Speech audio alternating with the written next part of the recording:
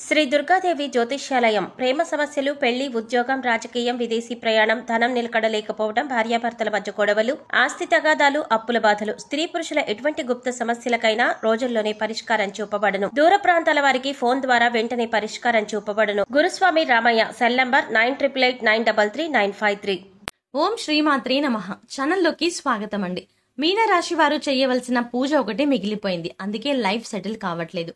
అయితే మీనరాశి వారు ఎటువంటి ఫలితాలను పొందబోతున్నారు, మీ లైఫ్ సెటిల్ కాకపోవడానికి కారణం ఏమిటి, అలాగే వీరు బాకీ పడ్డ పూజ ఏంటి, ఆ పూజ ఏ విధంగా చేయాలి, బాకీ పడ్డ పూజని పూర్తి చేసిన తర్వాత మీరు ఎటువంటి ఫలితాలు చూస్తారు అనే వివరాలను కూడా ఈ వీడియోలో మనం తెలుసుకుందాం.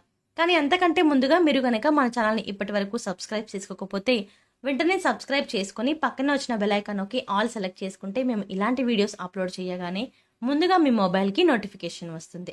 ఇక వివరాల్లోకి వెళ్తే, రాశి చక్రంలో మీనరాశి 12వది. ఈ రాశికి అధిపతి గురువు.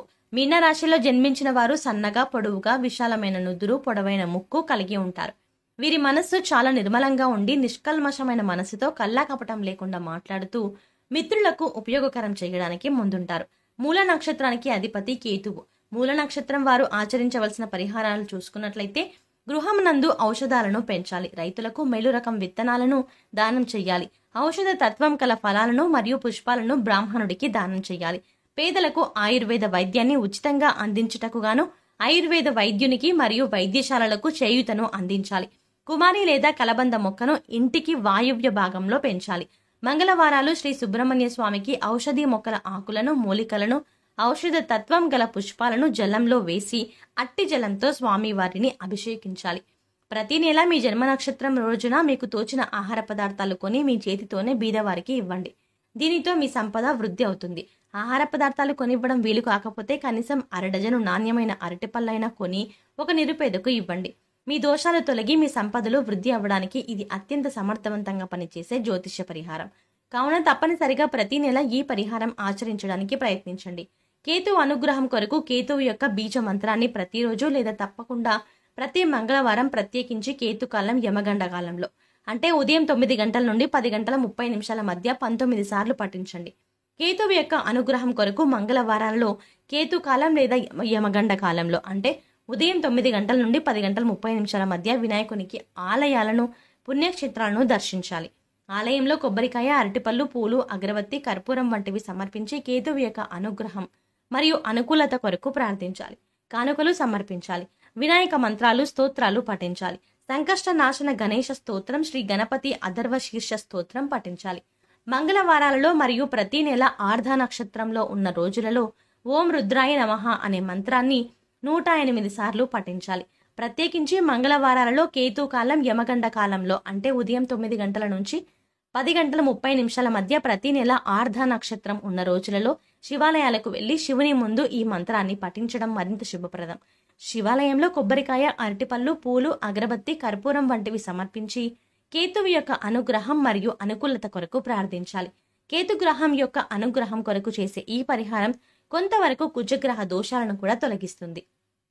వీధి కుక్కలకు ఆహారం అందివ్వాలి. కొడుకు వరస అయ్యే వారిని ప్రేమగా చూసుకోవాలి.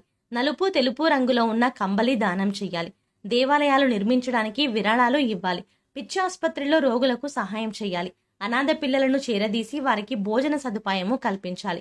ఉలువలతో చేసిన ఆహార పదార్థాలు పేదలకు పంచాలి. ఉలువలను నీటిలో నానబెట్టి గోవులకు తినిపించాలి. మంగళవారం నాడు నియమంగా ఉండాలి. మంగళవారం రోజున ఉపవాసం కూడా ఆచరించవచ్చు. కేతువు యొక్క అనుగ్రహం కొరకు మంగళవారాలలో సాంబ్రాణి, నువ్వుల చెట్టు ఆకులు, మారేడు పట్ట, ఏనుగు దంతం వీటిలో మీకు లభించిన వాటిని నీళ్లలో వేసి కాచి ఈ నీటితో స్నానం చేయాలి. కేతువు యొక్క అనుగ్రహం కొరకు మంగళవారాలలో వైడూర్యం, నువ్వుల నూనె, శాలువ, కస్తూరి, ఉలవలు, ఎరుపు రంగు లేదా బ్రౌన్ రంగు వస్త్రము మరియు ఆర్థిక విరాళాలు వీటిలో ఏదైనా ఒకటి దేవాలయాలు, ఆలయ పూజారులు, అనాథ శరణాలయాలు మరియు అత్యంత పేదరికంలో ఉన్న వ్యక్తులకు దానం ఇవ్వండి. లేదా మీరు ఇవ్వగలిగినంత ఆర్థిక విరాళం ఆన్లైన్ చెల్లింపు ద్వారా ఏదైనా ప్రసిద్ధ ఆలయానికి పంపండి. కేతువు యొక్క విశేష అనుగ్రహం కొరకు కేతువు యొక్క వస్తువుల దానం, కేతుగ్రహానికి సంబంధించిన వస్తువులతో స్నానం, దేవాలయ సందర్శన, కేతువు యొక్క అనుగ్రహాన్ని ప్రసాదించే మంత్రాలు మరియు స్తోత్రాల పఠనం వంటివి అశ్విని, మఘ మరియు మూల నక్షత్రాలు మంగళవారంతో కలిసి వచ్చే రోజులలో ప్రత్యేకించి కేతుకాల సమయంలో అంటే ఉదయం 9 గంటల నుండి 10 గంటల 30 నిమిషాల మధ్య చేయండి. మంత్ర జపం రాత్రి సమయంలో చేయడం శుభప్రదం. అలా వీలు కాకపోతే మీకు కుదిరిన సమయంలో చేయవచ్చు. కాకపోతే ప్రతిరోజు ఒకే సమయంలో మంత్ర జపం చేయాలి. స్నానం చేసి శుభ్రమైన సంప్రదాయ బట్టలు ధరించి తూర్పు దిక్కున కానీ ఉత్తరం దిక్కున కానీ చూస్తూ ప్రతిరోజు ఒకే చోట మంత్ర జపం చేయాలి. బీజ మంత్రాలను బిగ్గరగా పైకి పలకకూడదు కాబట్టి మనస్సులోనే మంత్ర జపం చేయాలి. పూర్వాషాఢ నక్షత్రానికి అధిపతి శుక్రుడు. మీరు ఆచరించవలసిన పరిహారాలు నీటి పుష్పాలు మరియు పండ్లు గ్రామానికి తూర్పు దిశలో గల దేవాలయంలో పూజార్థమై బహుకరించాలి. తూర్పు దిశలో దేవాలయాలు లేనట్లయితే గ్రామంలో గల ఏదేని ఒక దేవాలయంలో బహుకరించాలి. ప్రతి గురు శుక్రవారాల్లో చేపలకు ఆహారం వేయాలి. డబ్బులిచ్చి జీవించి ఉన్న చేపలు కొని వాటిని తిరిగి నీటిలో వదిలివేయాలి. అత్తరు మొదలగు సుగంధ ద్రవ్యాలను బ్రాహ్మణుడికి శుక్రవారం నాడు దానం చేయాలి. దేవాలయాలకు అగరవత్తులు, ఇతర సుగంధ ద్రవ్యాలు, గులాబీ జలము మరియు విగ్రహాలకు అలంకారానికి కావలసిన సామాగ్రిని కొని ఇవ్వాలి. జాలరులు, చేపలు పట్టేవారు కష్టాల్లో ఉన్నట్లయితే వారికి సహాయ సహకారాలు అందించాలి. ప్రతి నెల మీకు కుదిరితే కనుక ఖచ్చితంగా ఇలా పరిహారం చేసుకోవండి. అదేంటంటే మీ జన్మ నక్షత్రం రోజున మీకు తోచిన ఆహార పదార్థాలు కొని మీ చేతితోనే బీదవారికి ఇవ్వండి. దీనితో మీ సంపద వృద్ధి అవుతుంది. ఆహార పదార్థాలు కొనివ్వడం వీలు కాకపోతే కనీసం 1/2 డజను నాణ్యమైన అరటి పళ్ళైనా కొని ఒక నిరుపేదకు ఇవ్వండి.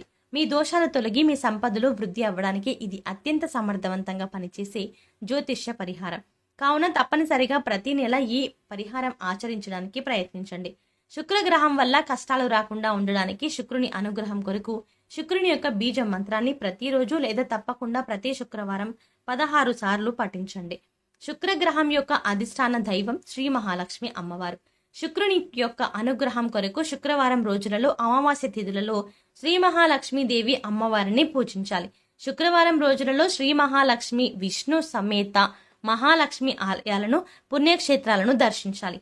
ఆలయంలో కొబ్బరికాయ, అరటిపళ్ళు, పూలు, అగరబత్తి, కర్పూరం వంటివి సమర్పించి శుక్రుని అనుగ్రహం కొరకు ప్రార్థన చేయాలి. శుక్రవారం అమావాస్య తిథులలో శ్రీ మహాలక్ష్మి మంత్రాలను, శ్రీ కనకధార స్తోత్రాన్ని, శ్రీ సూక్తాన్ని పఠించాలి. స్త్రీలను గౌరవించాలి. వివాహం కాని అమ్మాయిలకు త్వరగా వివాహం జరగడానికి సహకరించాలి. బొబ్బర్లతో ఆహార పదార్థాలు చేసి పేదలకు పంచాలి. గోవుకు బొబ్బర్లను నీటిలో నానబెట్టి తినిపించాలి. శుక్రవారం నాడు నియమంగా ఉండాలి. శుక్రవారం రోజున ఉపవాసం కూడా ఆచరించవచ్చు. శుక్రగ్రహ అనుగ్రహం పూర్తిగా లభించడం కొరకు శుక్రగ్రహ మంత్రాన్ని ప్రతిరోజు లేదా తప్పకుండా ప్రతి శుక్రవారం 16 సార్లు పఠించండి. ఉత్తరాషాఢ నక్షత్రానికి అధిపతి సూర్యుడు. ఏనుగులు మరియు గుర్రాలకు గ్రాసాన్ని సమకూర్చాలి. ఏనుగులు మరియు గుర్రపు బొమ్మను లేదా పటాన్ని దక్షిణ గోడకు తూర్పు వైపు ముఖం ఉండేలాగా అమర్చాలి లేదా తగిలించాలి. శ్రీ సూర్య భగవానుని ఆరాధన వీరికి శుభ ఫలితాలను ఇస్తుంది.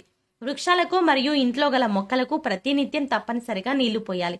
ఏనుగులకు అరటి పండ్లను తినిపించాలి. గోధుమ, బెల్లం, మంచి నెయ్యితో వండిన పాయసాన్ని శివుడికి నివేదన చేసి స్వీకరించాలి.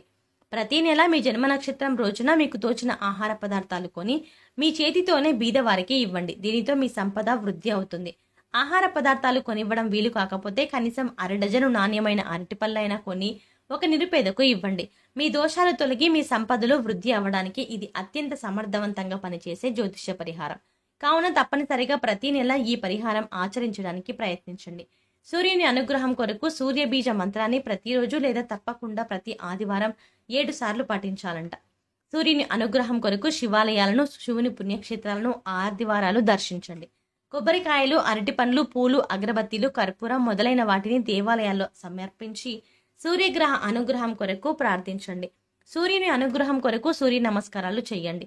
సూర్యుని అనుగ్రహం కొరకు ప్రతి ఆదివారం శివుని మంత్రాలు, రుద్ర మంత్రాలు, శ్రీ ఆదిత్య హృదయ స్తోత్రం మరియు శ్రీ రుద్రాష్టకం తప్పకుండా పఠించండి.